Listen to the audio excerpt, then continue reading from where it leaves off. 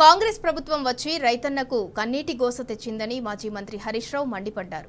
పంట పొలాలకు నీళ్ల కోసం రోడ్లెక్కి ఆందోళన చేయాల్సిన దుస్థితి రేవంత్ సర్కార్ కల్పించిందని విమర్శించారు. రాష్ట్ర సాగునీటి మంత్రి ఉత్తమ్ కుమార్ రెడ్డి సొంత జిల్లా సూర్యాపేటలో రైతుల పరిస్థితి అధ్వానంగా ఉందని హరీష్ రావు తెలిపారు. యాసంగి సాగునీటి విడుదల షెడ్యూల్ పేరిట కోట్ల ప్రజాధనం వెచ్చించి ప్రకటనలు ఇచ్చారని అన్నారు.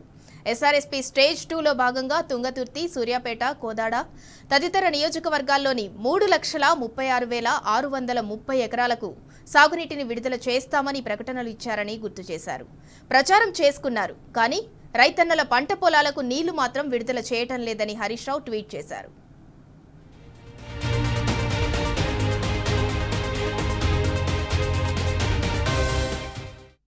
నీళ్లు ఇస్తామని చెప్పిన ప్రభుత్వం మాటలు నమ్మి నాట్లు వేసిన రైతుల పరిస్థితి ఏంటని హరీష్ రావు ప్రశ్నించారు. నాట్ల దశలోనే సాగునీటికి గోసపడితే మున్ముందు సాగునీటి సరఫరా ఎలా చేస్తారని అడిగారు. ముఖ్యమంత్రి రేవంత్ రెడ్డి సహా మంత్రుల మాటలు కోటలు దాటితే చేతులు గడప దాటవని మరోసారి రుజువైందన్నారు.